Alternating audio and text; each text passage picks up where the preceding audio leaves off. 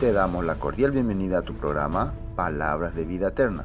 En estos momentos vamos a compartir el primer libro de los Reyes, Melahim.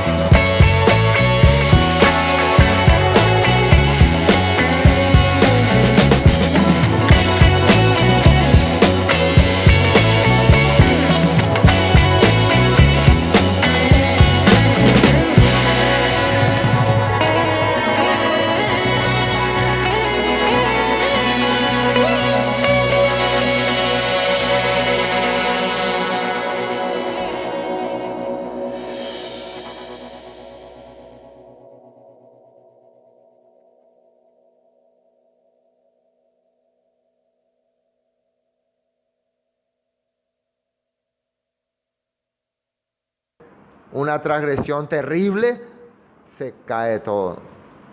Increíble eso, ¿no? Increíble. Bueno, entonces de esa manera vemos que ya el padre le hablaba así a Salomón. Ahora el capítulo 7, ya en el capítulo 6, versículo 37, dice: en el cuarto año, en el mes de Siv, se echaron los cimientos de la casa del Eterno, y en el 11º año, en el mes de Bul, que es el mes octavo, fue acabada la casa con todas sus dependencias y con todo lo necesario. La edificó pues en 7 años. 7 años le costó a Salomón hacer toda la estructura. Ahora va a empezar a preparar lo de adentro, ¿no? Las cosas que va a llevar adentro, ¿no? En el capítulo 7, ¿no? Pero ya el edificio, el patio, la sala, los aposentos, todo ya está. Ahora se necesita un trabajo se puede decir, de artesanía, de joyas, ¿no?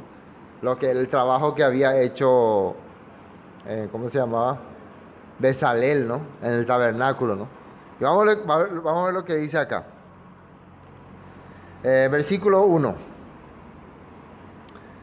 Después edificó Salomón su propia casa en 13 años y la terminó toda. Después de terminar el templo, empezó a hacer su casa. ¿Y cuántos años le costó hacer su casa? 13 años. ¿Y el templo? ¿Qué pasó aquí? ¿Qué le parece a usted? ¿Cómo es eso? Hay varios comentarios, ¿no? Vamos a analizar algunos. Bueno, algunos comentarios dicen que en realidad Salomón estaba muy apurado por el templo, porque realmente él quería ya que se empiece a hacer las cosas del Padre. Ese es un comentario. Entonces, por eso en 7 años lo terminó. Otros dicen que él hizo el templo de acuerdo a todo lo que David le había dejado, ¿no? Algunas cosas él le agregó, algunos puntos, algunos detalles. Pero cuando construyó su casa, como no había un plano, como no había algo ya establecido, entonces costaba primero preparar, a ver, quiero ese así, no me gusta, derrumbar otra vez y hacerlo de nuevo. Y empezó ya, cuando no estaba ideado, entonces empezó a hacer con mucha pérdida de tiempo. Y también le agregó más cosas, ¿no? Muchos lujos, exageradamente, ¿no? Ya era una vida no muy buena que digamos. Hay una cosa también que hay que entender. Para construir el templo, David ya había dejado muchos recursos, pero se necesitó más. Entonces Salomón tuvo que aumentar los impuestos al pueblo. Tuvo que incrementar más impuestos a las provincias para que el templo se pueda terminar. Pero ¿qué pasó? Que una vez que terminó la construcción del templo, esos impuestos tenían que bajar o terminar. Pero como ya el pueblo en 7 años se acostumbró a dar esos impuestos, Salomón pensó, no hay problema que sigan dando. Porque ya en 7 años han podido dar, que sigan dando nomás. Entonces el pueblo, no salió un decreto de que esos impuestos estaban anulados y continuaban dando los impuestos. Entonces algo hay que hacer con esos impuestos. ¿Qué se empezó a hacer Salomón? A edificar grandes palacios, grandes obras. Aquí ya comienza la decadencia de una persona. Cuando para un objetivo recibe algo, ¿no? Para un propósito, y después ese objetivo se cumple, pero continúa recibiendo ingresos y no termina ahí, entonces ya el hombre se corrompe. ¿Se acuerdan cuando se edificó, cuando se preparó el tabernáculo? Moisés tuvo que decirle al pueblo, ya no traigan más, ya es suficiente. Porque el pueblo seguía trayendo. Entonces Salomón tenía que haber hecho lo mismo, ¿no? Bueno, ya es suficiente, ya paren, ya no necesitamos sus impuestos, porque ya se terminó el templo. Ya mantengan su familia, vivan ustedes, vamos a pagar los impuestos básicos nomás. Pero no, el pueblo, o por lo menos la realeza, la estructura del reino, ya se acostumbró a vivir de lujo. ¿Qué creen ustedes? Muchas organizaciones preparan enormes templos, ¿no? Enormes estructuras. Entonces, cuando se prepara una estructura, hermanos, necesitamos para construir. Entonces la gente da. Después, esa estructura se tiene que usar, se tiene que administrar. Entonces empiezan a pedir y pedir. Después ya otra estructura. Entonces ya no se puede más parar con pedir dinero. Y al final se corrompe el pueblo. ¿Esto va a ocurrir con Salomón o no? Va a ocurrir. El exceso de lujo trajo corrupción en su vida. Así que no puede decir una persona, no, uno puede vivir de lujo. Claro que puede vivir dignamente. Pero muchas veces, algunas veces, ya hay excesos. Y cuando alguna organización ya tiene que sostener sus lujos por el esfuerzo de otras personas que apenas, que humildemente viven, eso ya es corrupción. Y eso ocurre mucho en muchas organizaciones. ¿Entienden? Bueno, ahora, ¿qué pasó acá? Vamos a leer. Asimismo, edificó la casa del bosque del Líbano, la cual tenía 100 codos de longitud, 50 codos de anchura y 30 codos de altura. 100 quiere decir, ya dijimos, 50 metros aproximadamente. 50 metros de longitud, 50 de anchura y 15 metros de altura. Sobre 4 hileras de columnas de cedro con vigas de cedro sobre las columnas. ¿Qué fue esto? Una casa de campo. Una casa de... Una quinta, ¿no? Ustedes ven, ¿quién quiere tener una quinta? Un humilde obrero, ¿eh? ¿Para qué una quinta? Para ir a dejar un poco la ciudad. ¿Ustedes dónde es su quinta? ¿Quién tiene acá su quinta?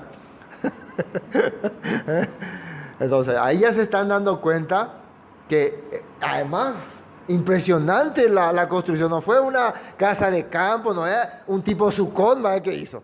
Un rancho para ir a ver la naturaleza. No, se fue y se edificó todo un palacio allá en el Líbano, en el bosque, al norte de Israel, para disfrutar la naturaleza. ¿Eso ya es exceso o no?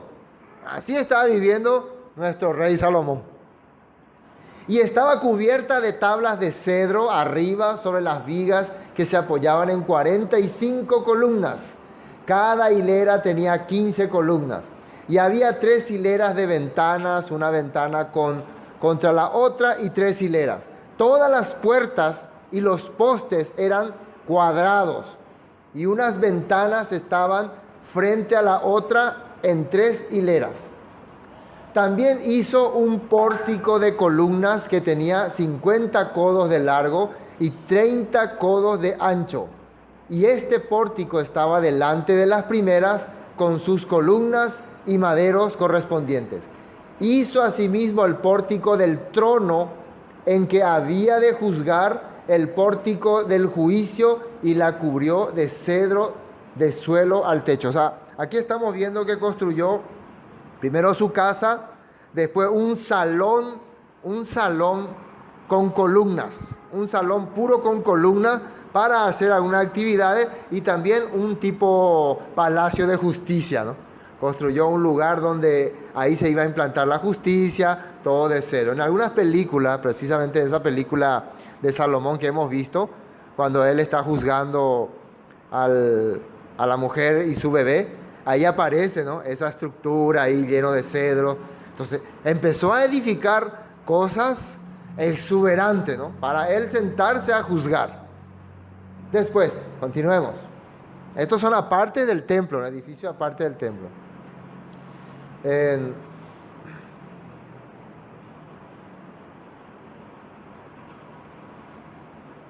Y había 3 hileras, ya leímos, una ventana contra la otra de 3 hileras. Todas las puertas y todos los postes eran cuadrados también. El 8, ¿no? Versículo 8. Y la casa en que él moraba, en otro atrio dentro del pórtico, era de obra semejante a esta. Edificó también.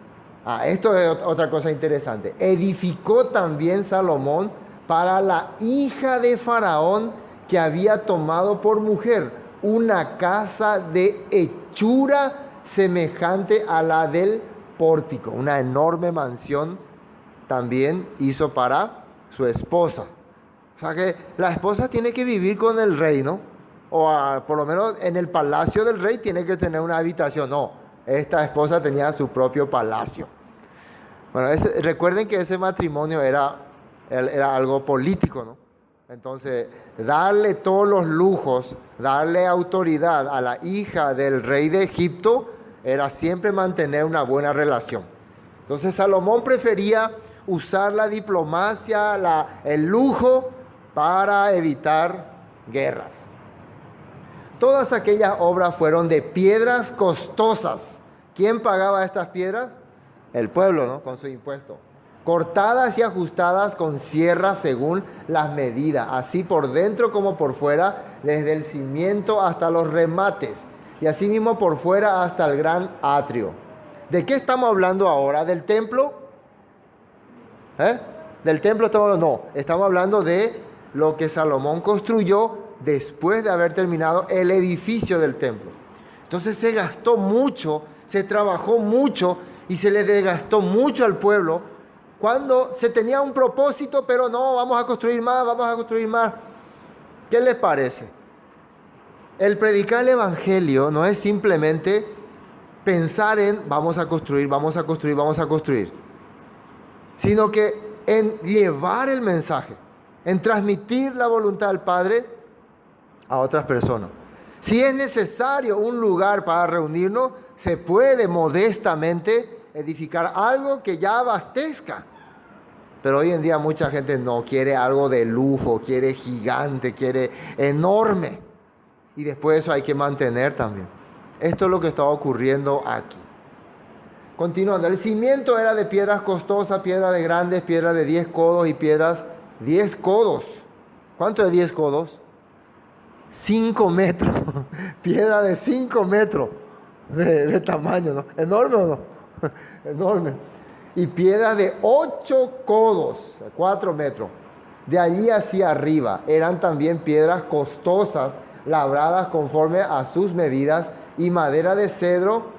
Y el gran atrio alrededor había 3 hileras de piedras labradas y una hilera de vigas de cedro, y así también el atrio interior de la casa del Eterno y el atrio de la casa. Así casi tenían todas las mismas características que la obra que se hizo para el templo. O sea, yo construí el templo con lo mejor, con la mejor estructura porque era para Dios, pero ahora que voy a construir para mi casa, para mi reina, quiero que sea así también. ¿Qué significa esto? Yo también quiero ser como el Todopoderoso, ¿no? Yo también quiero tener lujos. Este era el pensamiento de Salomón. Hasta aquí entonces vimos los edificios que construyó Salomón. Pero quiero mostrar algunos textos un poco extraños, pero interesantes. Vamos a Proverbios 24. Proverbios 24, versículo 3. Sí, Proverbios 24, 3. Con sabiduría se edificará la casa, y con prudencia se afirmará, y con ciencia se llenarán las cámaras de todo bien preciado y agradable. El hombre sabio es fuerte y de pujante vigor el hombre docto. Entonces, cuando va, el mismo Salomón, esto es un dicho de Salomón, cuando vas a edificar algo, tiene que hacerse con sabiduría. Dice. Con sabiduría se edificará la casa y con ciencia se llenarán, ciencia que es conocimiento, entendimiento, se llenarán las habitaciones, ¿no? De todo bien preciado y agradable. Entonces, cuando vos vas a hacer algo o edificar algo, tenés que pensar el propósito y el objetivo de ese algo. Si hace por hacer nomás, entonces ahí está siendo ya un necio. El propio Salomón escribió esto. Ahora, Salmo 127. Salmo 127. Salmo 127, versículo 1. Si el Eterno, esto es muy importante, si Yud He Bad Hei, si el Todopoderoso, si el Elohim de Israel, si el que era, el que es y el que será, no edificare la casa, si Él no es el que tiene su proyecto, tiene su plan para semejante obra, en vano trabajan los que la edifican. El proyecto de hacer ese templo en sí era una idea para que el pueblo sea bendecido. En sí esa era la idea, ¿no? ¿Sí o no? Pero cuando vimos nosotros, cuando el hombre empezó a meter sus ideas, ya no funcionó más. Y pasando el tiempo en ese templo, se empezó a hacer cosas que desagradaban al Padre. Entonces, la obra que hicieron ellos fue en vano. ¿Cuál fue el resultado de ese templo? al final, fue destruido. Entonces podemos pensar que ahora gran trabajo, ¿no? Gran obra. Pero nosotros sabemos el final de la historia, ¿o no? Acá ellos no saben lo que va a ocurrir, pero nosotros sabemos. Ese templo fue destruido. Entonces podemos decir nosotros que en vano trabajaron esos hombres, ¿sí o no? Podemos decir. ¿Por qué? Porque ¿quién tenía que trabajar? El Eterno. ¿Dónde está la casa que me habréis de edificar? ¿Dónde está el lugar de mi reposo? ¿Sí o no? El Eterno mira que es pobre y humilde de espíritu y que tiembla a su palabra, dice. Entonces, aunque mucha gente quiera lucirse con su templo, con sus edificaciones, con sus construcciones, si ahí no está la voluntad del Padre, ¿y cuál es la voluntad del Padre? Ya vimos lo que le dijo a Salomón: si guardare mis estatutos y siguiere mis preceptos, yo cumpliré lo que le dije a tu padre David. Esa es su voluntad.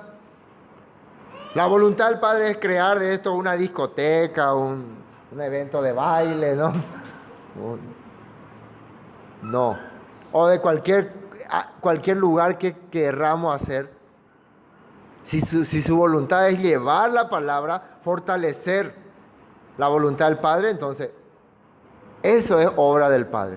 Y no se necesita construcción, solamente se necesita corazón.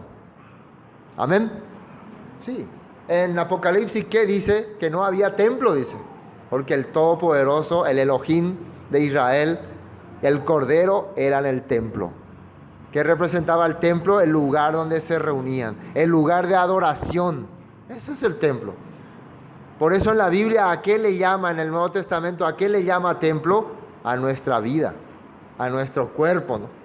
¿Sí o no? Ese es el templo. ¿Estamos entendiendo, no? Si el Eterno no guardare la ciudad, en vano vela la guardia. ¿Sí está diciendo aquí? Bueno, otro texto. Deuteronomio 8:12. Fíjense lo que ya la Torá decía, algo que uno no tenía que haber olvidado y precisamente que se olvidaron. Fíjense, atiendan bien. Desde el 11 vamos a leer. 11. Cuídate, Eñangareco, así se puede decir, ¿no? Eñangareco. Peñatendeque pendeje. Pendelleje. Peñatendeque. No se descuiden, no vayan a olvidarse. Cuídense de no olvidarse. Cuídate de no olvidarte del Eterno tu Elohim, de Yud-Heh-Vah-Hei, tu Elohim, para cumplir sus mandamientos, sus decretos y sus estatutos que yo te ordeno hoy. Y precisamente, ¿qué va a hacer que te olvide del Todopoderoso y su mandamiento? Miren lo que dice el versículo 12. ¿Qué va a hacer que te olvide del Padre? No suceda que comas y te sacies y edifiques buenas casas en que habites. Cuando empieces a vivir muy bien en tu casa todos los días, manjares, asado, comida de ricos, y empieces a vivir en buenas casas. No dice que no viva así, recuerden, no está diciendo no viva así, no. Cuídate que cuando empieza a vivir así, te olvide de hacer mi palabra, dice. Entonces una persona puede decir, entonces lo que el pastor dice que no hay que comer rico, ni no hay que vivir en buenas casas. No, hay que leer el primer versículo, 11, ¿no? Cuídense de que esto no haga que se olviden de mí. Precisamente mucha gente que piensa, yo vivo bien, como bien, no me falta nada. ¿Por qué tengo que andar pensando que necesito de Dios? Que piensen eso miserable. Eso que no tienen que comer, que ellos oren a Dios. Aunque uno no habla así, pero así siente en su corazón. ¿Sí? Así siente. La persona que parece que tiene todas las comodidades, todos los lujos, piensan que para él o ella no es importante reunirse, escuchar la palabra, entender estos puntos, porque vive bien. O sea que su Dios, su poder invisible, le da todo lo que necesita. Bueno, la Torá no advertía, la Torá no explicaba eso. Suceda que comas y te sacies y edifiques buenas casas en que habites, y tus vacas, tus ovejas se aumenten, y la plata y el oro se te multipliquen, y todo lo que tuvieres se aumente. ¿Ustedes creen que Salomón habrá leído esto? Recuerden que un rey tenía que leer la Torá sí o sí, pero él no leía. Él no observaba estos puntos. Entonces, ¿qué ocurrió? Se olvidó de lo que decía en el primer versículo, se olvidó. Y se enorgullezca tu corazón, versículo 14, y te olvides del eterno tu Elohim que te sacó de la tierra de casa de servidumbre. Ahí sale la palabra, se enorgullezca tu corazón. Ne corazón o putata jata. Corrompido por causa de que te olvidaste. Bueno, eso decía en ese texto. Jeremías 22. Jeremías 22, versículo 13. Atienda lo que dice Jeremías. También en tiempo en que estaba a punto de venir Nabucodonosor a destruir precisamente todos sus palacios, sus casas. Para el tiempo de Jeremías, ellos se sentían orgullosos del templo, orgullosos del palacio, orgullosos de todas las edificaciones que había en Jerusalén. Y ellos se sentían felices. Yo tengo esto, construían y construían. Ya Jeremías le venía diciendo, va a venir Nabucodonosor y los va a barrer a ustedes. Peñatendeque, pero ellos, no, yo quiero vivir feliz mi vida. Ay del que edifica su casa sin justicia y sus salas sin equidad, sirviéndose de su prójimo de balde y no dándole el salario de su trabajo. Eso es lo que ocurría en aquella época. Había una ley que decía que si una persona no podía pagarte, tenía que servirte 6 años como esclavo, pero al 7º año vos le tenías que liberar. ¿Qué creen? En esa época, los políticos, los hombres importantes, influenciaban a los jueces para que se le haga trabajar más a la gente. No, es que yo necesito que se trabaje más porque está por terminar mi obra y dale 2 años más, y ponían ahí acusaciones falsas y se le hacía trabajar más a la gente. Hasta ahí llegaba la corrupción. ¿Qué les parece? Y ahí está diciendo, le hacen trabajar de balde, ya terminó su tiempo, pero la ley era injusta. Entonces no hay caso, con pueblo oye destruir manta. Iba y la inmundo.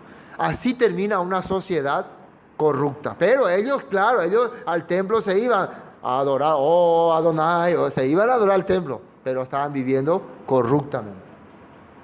Que dice, edificaré para mi casa espaciosa y salas airosas y le abre ventanas y la cubre de cedro y la pinta de bermelo. Reinarás porque te rodeas de cedro. No comió y bebió tu padre e hizo juicio y justicia y entonces le fue bien. Y empieza diciendo el corazón de ese pueblo. Entonces, para entendernos este punto. Pero hay más. Amós capítulo 5. Amós capítulo 5. Estamos en el contexto de ver todo lo que produce el edificar, el sentirse que mientras vos edificas mucho más, ya sos un todopoderoso. Amós capítulo 5, versículo 11. 5:11. Por tanto, puesto que vejáis al pobre y recibís de él carga de trigo, edificasteis casas de piedra labrada, mas no la habitaréis. Esto es un juicio, ¿no?, para ese pueblo. No la habitaréis, plantasteis hermosas viñas, mas no beberéis el vino de ella. Porque yo sé de vuestras muchas rebeliones y de vuestros grandes pecados, sé que afligís al justo y recibís cohecho, y en los tribunales hacéis perder su causa a los pobres. Eso es lo que le estaba diciendo. Ellos utilizaban, los hombres importantes, los religiosos, los políticos, utilizaban su influencia para esclavizar al pueblo, para hacerle trabajar más, para hacerle pagar cosas que ellos ya no debían. Peenda sevna porojeyareimo hay. Deimo apen menospreciar pendera pisape en bomba por ahí. A torturar, ya yareita. No, acordate, yo te voy a cobrar todo. Así está hablando. Eso está en la Torah. En la Torah está escrito, si el jornalero, el obrero, clama a mí, yo voy a hacerle justicia, tarde o temprano. Por eso a los patrones se le reclama esto. No haga sufrir.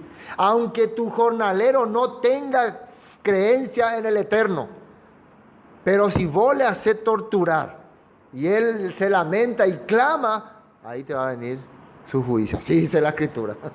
No se va a atender, ¿no? Pero ellos, ¿qué estaban haciendo? Querían construcción más grande, mejor que el que tiene Salomón. Por tanto, el prudente en tal tiempo calla, porque en el tiempo es malo. Ahora un versículo más y después ya avanzamos. Hebreos capítulo 3. Acá habla algo interesante. Vamos a Hebreos capítulo 3, versículo 3. Y me pareció interesante relacionar, porque habla de casa, pero vamos a ver qué tipo de construcción. Porque de tanto mayor gloria que Moisés es estimado, digno cuando tiene mayor honra que la casa, el que la hizo. Porque toda casa es hecha por alguno, pero el que hizo todas las cosas es Elohim. O sea, está hablando de la estructura que creó Moisés para el pueblo. ¿Qué estructura fue? Los mandamientos, la ley, porque en aquel tiempo, estamos hablando de hebreo, ellos se sentían orgullosos de pertenecer a un pueblo que venía por ordenanza de un gran hombre, un gran profeta que era Moisés. Entonces acá sí está hablando de que Moisés edificó, supuestamente según ellos, una casa, una estructura, ¿sí o no? Una creencia, una religión. Es como cuando los hombres empiezan a glorificar al fundador de algún movimiento, ¿no? Pero él fue el fundador, él fue, fulano fue que gracias a él apareció, no sé, mormón, testigo de Jehová, adventista, metodista, herea, católico, Pedro es la cabeza de la iglesia. Siempre se le quiere poner a alguien como el creador de alguna estructura, o sea, casa. Estamos hablando ahora de una congregación o una creencia. Pero ¿qué dice ahí? Porque toda la casa es hecha por alguno, pero el que hizo todas las cosas es Elohim. O sea, al final, por más que vos hayas sido el que comenzó un movimiento, el que comenzó una reforma, el creador de todo y el dueño de todo es el Eterno. Vos no tenés ninguna gloria. Y eso le está queriendo hacer entender el escritor de Hebreos a ellos. Y Moisés, a la verdad, fue fiel en toda la casa de Elohim como siervo, para testimonio de lo que se iba a decir. Moisés no edificó ninguna casa. Él fue un instrumento del Todopoderoso. ¿Me entiendes o no? Él fue un instrumento, porque todo lo que hay en el templo, tabernáculo, todo lo que hace el pueblo, era parte supuestamente de algo que Moisés edificó. No, él era solamente un instrumento. El dueño de la casa, el dueño del pueblo es el Eterno. Amén. El dueño del pueblo de Israel, del reino de los cielos, es el Eterno. No es ningún líder. Nosotros no vamos a estar en el paraíso, en el reino celestial, gracias a un líder, ni a un reverendo, ni a un obrero, ni nada que ver. Nosotros vamos a estar ahí porque somos parte del cuerpo del Mesías y miembro del pueblo de Israel. Amén. Por eso vamos a estar. Eso es muy importante entender. Pero el Mesías, ahí está hablando, el líder, el ungido, como hijo sobre su casa, la cual casa somos nosotros. Él es la autoridad, porque él vino del Padre, él tiene la esencia del Padre. Entonces, Moisés, que era un obrero. Yeshua, que era el hijo. Entonces, ¿quién tiene más autoridad? El hijo, ¿no? El hijo tiene más autoridad. Moisés era un obrero. Moisés era el que preparó la estructura. El hijo es el que viene a aplicarlo, a utilizarlo, a manifestarse. Eso hay que entender muy bien. No es a abrogarlo. Si Moisés vino a preparar la casa, Yeshua va a venir a destruir todo, va a romper todas las paredes, va a romper todo. No. Si tu obrero te construye tu casa, es para que vos uses, ¿no? ¿Es así o no es así? Bueno, ese es Yeshua. Él viene a darle la correcta interpretación, dice en Mateo, ¿no? Yo no he venido a abrogar la ley, sino a darle la correcta interpretación. Pero el Mesías, como hijo sobre su casa, la cual casa somos nosotros, pero miren lo que dice ahí. Si retenemos firme hasta el fin la confianza y el gloriarnos en la esperanza. Somos parte de su casa, de su estructura, si retenemos la confianza, la palabra, la promesa que es, los planes que el Padre nos ha dado. Creo que quedó claro lo que representa realmente edificar una casa y lo que no es correcto para edificar una casa. Volvamos a Reyes. Ahora, vamos a entrar en una segunda parte. El versículo 13. ¿Qué dice en el versículo 13?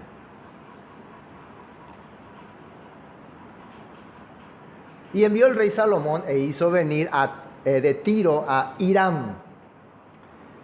¿Quién es este Hiram? Este no es el rey Hiram de Tiro. Es un siervo de Tiro, pero que tiene el mismo nombre, pero que es experto en cosas artesanales. Hijo de una viuda de la tribu de Neftalí, su padre que trabajaba en bronce era de Tiro. O sea que es un medio hebreo, ¿no? Hiram era lleno de sabiduría, inteligencia y ciencia en toda obra de bronce. Fíjense, era un experto en trabajos de bronce. Pues vino al rey Salomón e hizo toda su obra. Ahora, ¿cómo es que viene Hiram a trabajar para Salomón? Vamos a ver aquí en 2 de Crónicas, capítulo 2, quién le envía. Después vamos ya a leer de corrido. 2 de Crónicas, capítulo 2, versículo 13. 2 de Crónicas, capítulo 2, versículo 13. Yo pues, estaba hablando el rey de Tiro, Hiram, yo pues te he enviado un hombre hábil y entendido, Hiram Abí. Así es su nombre correcto, Hiram Abí, para identificarlo. ¿Quién le está enviando? Más arriba está hablando que es el rey Hiram de Tiro, el que le estaba ayudando a Salomón en construcción. Hijo de una mujer de las hijas de Dan, más su padre fue de Tiro. Ahí ya aclara, ¿no? Que era una hebrea, pero su papá era de Tiro. El cual sabe trabajar en oro, plata, bronce, hierro y en piedras, y en madera, en púrpura, y en azul, en lino y en carmesí. Asimismo sabe esculpir toda clase de figuras y sacar toda forma de diseño que se le pida con tus hombres peritos y con los de mi señor David, tu padre. Ahora pues envía a mi señor a sus siervos. Bueno, ya empieza a decir. Entonces fue el propio rey que le envía a Hiram. Hay que tener bien en cuenta. Entonces está el rey Hiram de Tiro y está de Tiro. Y está el siervo del rey de Tiro que se llamaba Hiram Abí. ¿Está bien? Conocido. Que era un experto en estas cosas. Porque si no vamos a pensar, el rey de Tiro vino a trabajar y a pulir, bueno, ahí como un rey encima ya era viejito, ¿no? Quedó claro. Bueno, volvamos a Crónicas. A Reyes. Estamos en Reyes. El versículo 15, ¿no? Y vació 2 columnas de bronce, la altura de cada una era de 18 codos, y rodeaba a una y a otra un hilo de 12 codos. Hizo también 2 capiteles de fundición de bronce para que fuesen puestos sobre las cabezas de las columnas. La altura de un capitel era de 5 codos y la del otro capitel también de 5 codos. Estamos hablando de las 2 columnas que después voy a explicar qué se trata. Había trenzas a manera de red y unos cordones a manera de cadenas para los capiteles que se habían de poner sobre las cabezas de las columnas, 7 para cada capitel. Hizo también 2 hileras de grandes alrededor de la red para cubrir los capiteles que estaban en las cabezas de las columnas con las granadas. Está detallando todo lo que tenía estas 2 columnas. Vamos a saltear. Versículo 21. Estas columnas erigió en el pórtico del templo, y cuando hubo alzado la columna del lado derecho, le puso por nombre Jaquín. Y alzando la columna del lado izquierdo, llamó su nombre Boaz. Y puso en las cabezas de la columna tallado en forma de lirios, y así se acabó la obra de las columnas. Ahora, estas columnas que están, no sé si puede buscar una foto, el templo de Salomón, para que vean ustedes, que eran unas columnas que representaban algo que Salomón mandó a hacer, unas columnas especiales, hechas de bronce, ¿no? Templo de Salomón, y vean ustedes que le puso un nombre a cada columna. Y lo importante es saber qué significan esos nombres y si el Padre a través de esto, Salomón, algo quería expresar al ponerle nombre a estas columnas. ¿Están viendo las dos columnas? ¿De qué material es? Imagínense, ¿no? ¿Cuánto habrá costado todo eso? Y ahí está detallando todo lo que tenía, todos sus ornamentos ahí. Bueno, dice, uno se llamaba, el versículo 21, ¿no? Esta columna erigió en el pórtico del templo, y cuando hubo alzado la columna del lado derecho, le puso por nombre Jaquín, lado derecho. Si estamos mirando desde acá, este es el lado derecho, ¿no? Si yo soy el templo, entonces esta es la columna derecha, ya está, ¿no? ¿Cómo se llama esa columna? Significa tu trono para siempre. O ese nombre Jaquín significa perpetuo. Significa permanecer eternamente. Ese es uno de los significados que le dan. Tu trono para siempre. Trono constantemente. Y dicen que Salomón le pone ese nombre basado en algunos salmos de su padre David. Hubo varios salmos, estaba viendo varios salmos. Para entender ese significado tenés que leer casi 30 capítulos por ahí, ¿no? Pero hay uno que más o menos se acercó, porque teníamos que hacer un resumen, ¿no? Vamos a ver, Salmos 144. Salmos 144. Salmos 144. Fíjense lo que dice, versículo 1 al 2. 1 al 2. Bendito sea el Eterno, mi roca, quien adiestra mis manos para la batalla y mis dedos para la guerra. Misericordia mía y mi castillo, fortaleza mía y mi libertador, escudo mío, en quien he confiado, el que sujeta a mi pueblo debajo de mí. Oh Eterno, ¿qué es el hombre para que en él pienses? O el hijo del hombre para que lo estimes. Entonces, cuando Salomón escribía este salmo, él entendía que su fortaleza, su fuerza, su castillo estaba en la obra del Padre. Y precisamente uno de los nombres que tiene el otro pilar es fortaleza. El nombre Boaz, volvamos ahí. ¿Cómo se llama? La otra columna, ¿no? Se llamaba Boaz, que significa la fortaleza o firmeza o fuerza. Entonces, si tenemos el trono permanezca para siempre y el otro nombre Boaz, ¿qué nombre le podríamos dar? Este reino permanezca siempre fortalecido. No solamente tiene que permanecer. Una cosa es que permanezca siempre, ¿no? Pero la fuerza, ¿qué es la fuerza? Fuerza que se entiende, Elohim. Algo que viene del Todopoderoso. Entonces, importante entender el significado de lo que el Padre está haciendo al darle este deseo, este corazón a Salomón aquí.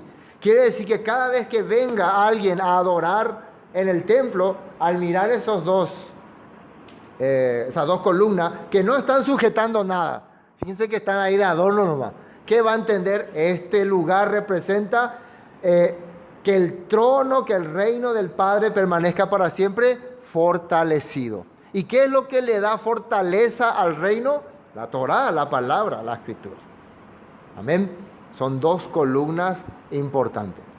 Bueno, continuemos, vamos a terminar. Nos falta ya acabar con este punto. Estas columnas erigió en el pórtico del templo, y cuando hubo alzado la columna del lado derecho, le puso por nombre Jaquín, y alzando la columna del lado izquierdo llamó su nombre Boaz. Y puso en las cabezas de la columna tallado de forma de lirio, y así acabó la obra de las columnas. Ahora después sale un montón de mobiliarios, que sería interesante hablar uno a uno de ellos, pero nos va a tomar mucho tiempo. Por eso vamos a leer nada más y en algunos nos vamos a quedar. Dice: hizo fundir asimismo un mar de 10 codos del lado al otro, perfectamente redondo. Su altura era de 5 codos y lo ceñía alrededor un cordón de 30 codos. ¿Qué significa ese un mar? Es una fuente enorme. Ahí hay una figura, ¿no? Ahí está, una fuente donde se hacían purificaciones, donde se hacían limpieza de todo lo que se ensuciaba. Ahí se cargaba mucha agua.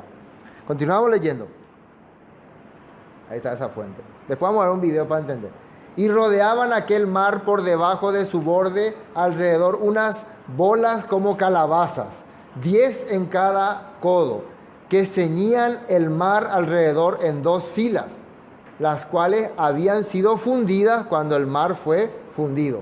Y descansaba, esto es lo interesante, descansaba sobre 12 bueyes. 3 miraban al norte, 3 miraban al occidente, 3 miraban al sur, 3 miraban al oriente.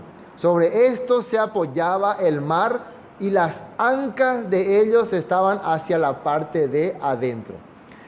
¿Qué representa el número 12 cuando nosotros vemos en la Torá, en la Biblia, en la palabra? Ya inmediatamente, ¿qué nos viene? 12 tribus de Israel. Dentro había una fuente gigante, ¿no? Ese mar es una fuente gigante que tenía agua. ¿El agua qué es?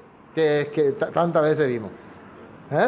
Naciones, pero en ese caso representa lo que purifica, porque esa agua se usaba para lavar, para purificar, para hacer limpieza.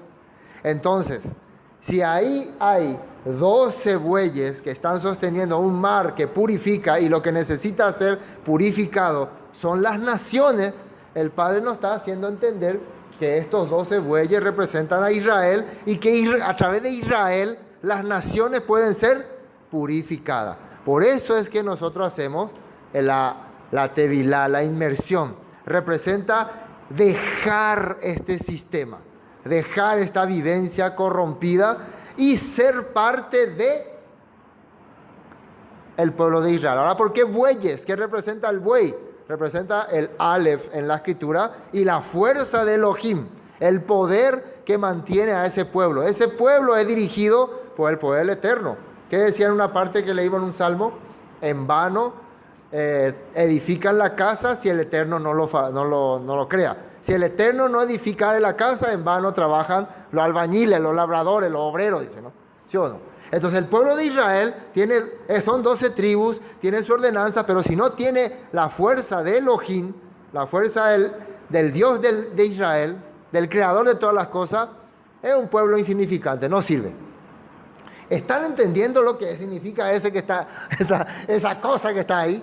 Tan importante era. Entonces, cada vez que ellos venían a hacer sus rituales, extraían el agua para purificarse. Y iban a entender que esto era lo que el pueblo estaba necesitando, ser purificado de sus pecados. Esto había creado Salomón. Bueno, ¿qué más hay? Vamos a terminar. El grueso del mar era de un palmo menor, y el borde era labrado como el borde de un cáliz de flor de lis, y cabían en él 2000 batos. Hizo también 10 basas. Bueno, acá ya va a detallar todo lo que hizo. Vamos a saltear porque es larguísimo. Todo lo que hay dentro del templo. También hizo varias fuentes, ¿no? Varias fuentes. 39, versículo 39. Y puso 5 basas a la mano derecha de la casa y otras 5 a la mano izquierda. Eran fuentes pequeñas.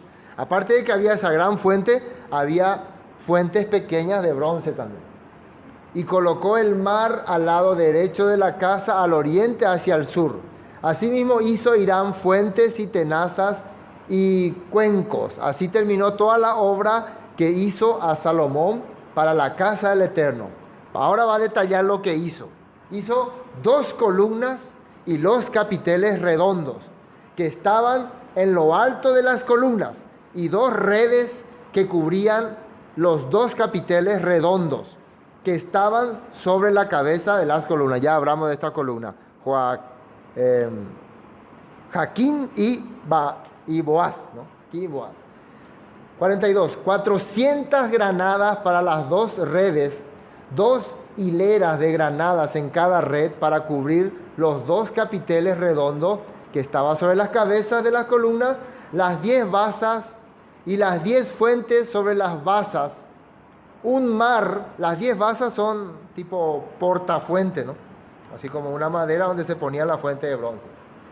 Un mar, esa es una fuente gigante, con 12 bueyes debajo del mar, y calderos, paletas, cuencos y todos los utensilios que Hirán hizo al rey Salomón para la casa del Eterno de bronce.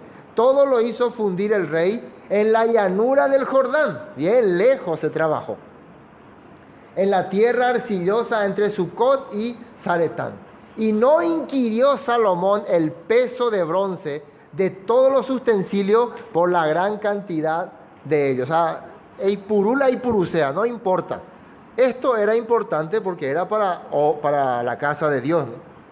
Entonces hizo Salomón todos los enseres que pertenecían a la casa del Eterno, un altar de oro. Él también creó un altar de oro. Y una mesa también de oro sobre la cual estaban los panes de la proposición. 5 candeleros de oro purísimo a la mano derecha y otros 5 a la izquierda frente al lugar santísimo con las flores, las lámparas, tenazas de oro. ¿Cuánto candelero había? Este es el candelero. ¿Cuánto había en el tabernáculo? 1. 1 en el tabernáculo. ¿Y en el templo? 10. 5 aquí y 5. Si 1 ya iluminaba bastante, imagínense, 10. De oro purísimo, igualito hizo. Asimismo los cántaros de espabiladera, tazas, cucharillas e incienso de oro purísimo, también de oro, los quiciales de las puertas de la casa de adentro del lugar santísimo y los de la puerta del templo. Así terminó toda la obra que dispuso hacer el rey Salomón para la casa del Eterno, y metió Salomón lo que David su padre había dedicado, plata, oro y utensilios, y depositó todas las tesorerías de la casa del Eterno.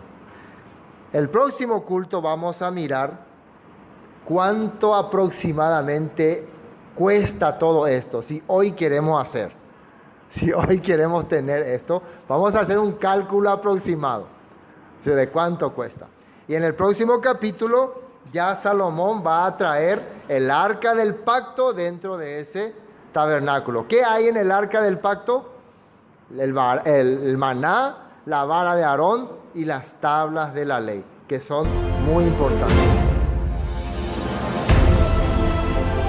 Esto fue Palabras de Vida Eterna, con el estudio del libro de Primero de los Reyes. Te deseamos bendiciones y hasta pronto.